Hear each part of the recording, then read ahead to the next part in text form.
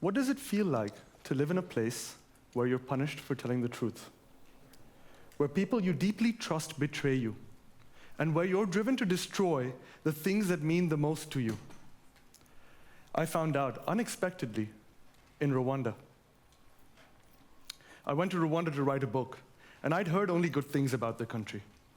I'd heard it was a beautiful country, that it was calm, peaceful, even a little boring. I'd heard the economy was rising after the genocide in 1994, and I was given a chance to train a group of journalists. But one day, a journalist colleague told me that there were thousands of homeless people in the countryside. I had not heard about this or read anything about it in the press. So when he offered me the opportunity to go and see for myself, I accepted. We traveled by bus and then by motorcycle. And after we had risen and fallen along countless green hills and circled around them, we came to a school where we left our motorcycles and began to walk. And here we came upon a scene of sudden destruction. There were thousands of people out in the open. It was a rainy season, and they were sick with pneumonia and malaria. The elderly and the young were dying.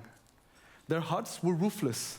Some huts had been entirely destroyed, and all you could see was a circular trace on the ground. It didn't make any sense to me, because the thatch from the roof was on the ground, and the people could have put it back up. But they didn't. They just sat there. And though the place looked like a war zone, there was no sign of any aggression, no tank treads, no bullet wounds, no bullet holes in the walls. So what had happened here? I found a cement house, one of the few in the village, and inside I found families stuffed into rooms with goats and pigs for lack of space. A father came out of one of the rooms, and I asked him, "Who did this to you? Who destroyed your homes? Was it the army? Was it the police? Tell me who did this to you." And his answer was one I never would have expected. He said, "We did." The president of Rwanda had ordered it, and the people had obeyed. The president of Rwanda, Paul Kagame, had called these thatch roof huts primitive, and local chiefs, desperate to please their leader, had told people to go out and destroy their homes. Many of these families had lived in these homes for generations, and they took them apart with their own hands. And after they did that, they said they'd done a good job. Rwanda is a state of deep surveillance. The entire country is divided into little villages. Each village has 100 or 150 families. Each village has a chief and an informer, and orders pass from the center to and from these villages very efficiently. You see the level of control in the benign things. When the president bans plastic bags disappear overnight. When he tells people to wear rubber slippers, they wear rubber slippers overnight. And when he tells them to come out and vote, they turn out in numbers unheard of. Participation rates of 98%. Of course, the president gets nearly 100% of the vote. A small-town pastor, distressed at what he was seeing, told his congregation not to destroy their homes, to wait until replacement houses were built. He was arrested shortly afterwards for threatening national security. There is no free press in Rwanda. The people know there's no one listening to them. And when people are denied access to a free press, they can come to destroy the things that are most dear to them, even their homes. There was another moment in Rwanda when society did itself harm.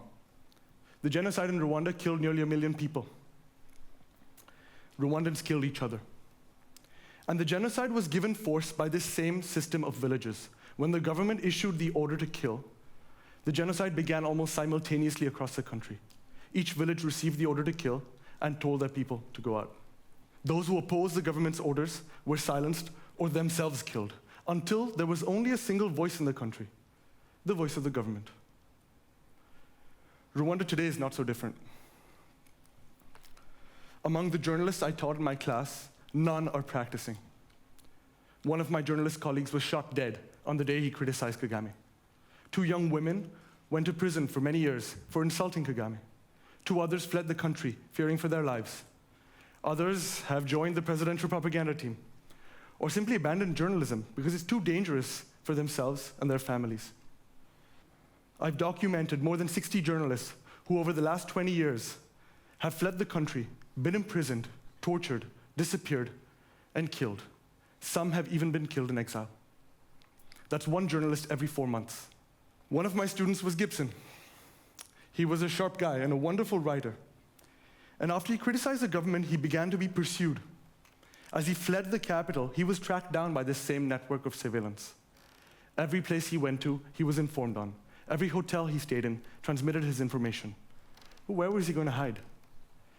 And so one night, when he was in a faraway city, in a small hotel, he heard a knock on his door. He opened the door and found it was another one of my students. "What are you doing here?" Gibson asked. And the friend said, "Oh, I'm just traveling." Shortly afterwards, this friend called someone and said, "I'm with him." That night, Gibson sent me a text message saying, "I think I'm going to die tonight." Gibson paid for his hotel room, switched hotels, and because he had nowhere else to go, I told him to come home. The night before he fled the country, Gibson taught me how to look in a dictatorship. We were standing outside my house on a dark road, and he pointed to this well-lit, well-paved road, a symbol of Rwanda's progress. But Gibson asked, "Where are the people?" There were no people on that wonderful road. The people all chose to walk on our road, dark, without streetlights, cobblestone where they could trip and fall. So Gibson told me that the people avoided those well-lit roads because they saw them as places of government surveillance, where the government could pick them up. Kagame has been praised for building such roads. He's been praised for a parliament that has a majority of women, though parliament has no power. He's been praised for many things that we know dictatorships can accomplish. Dictatorships like Libya, Syria, and Iraq before their turmoil. He's been praised for modern buildings. He's been praised for growing the economy, for a healthcare system. Of course, if you criticize the government, you lose everything. And meanwhile, the dictatorship destroys institutions like the free press, like the judiciary, raising the prospect of future violence. On New Year's Day, Kagame announced that he would stand for a third term as president, breaking his previous promises to respect what had been a 2-term limit. The new constitution allows him to stay in power until 2034, a total of 40 years. In a classic dictator speech, Kagame said, "The people have asked me to stay.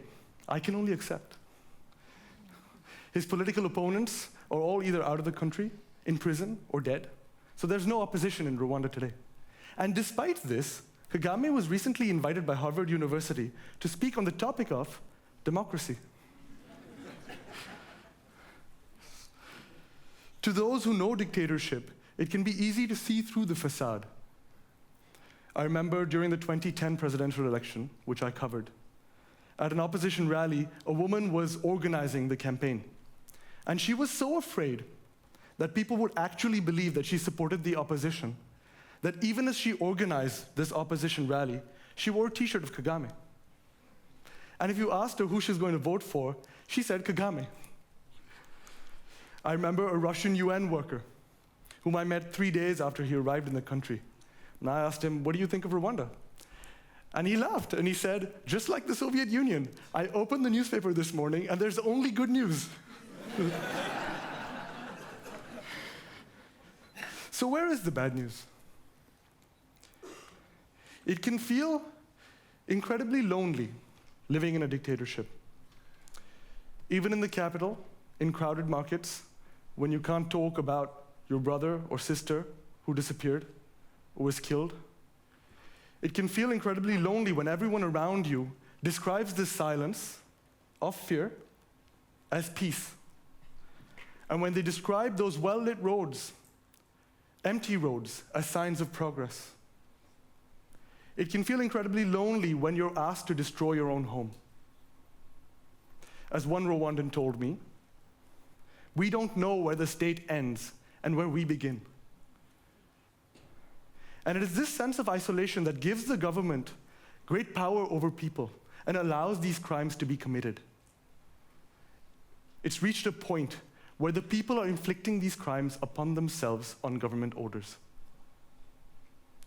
And it is this sense of isolation and loneliness that we begin to break down in places like this, when we talk to each other, when we share, and when we seek out not just what the government shows, but also the many crimes that it hides.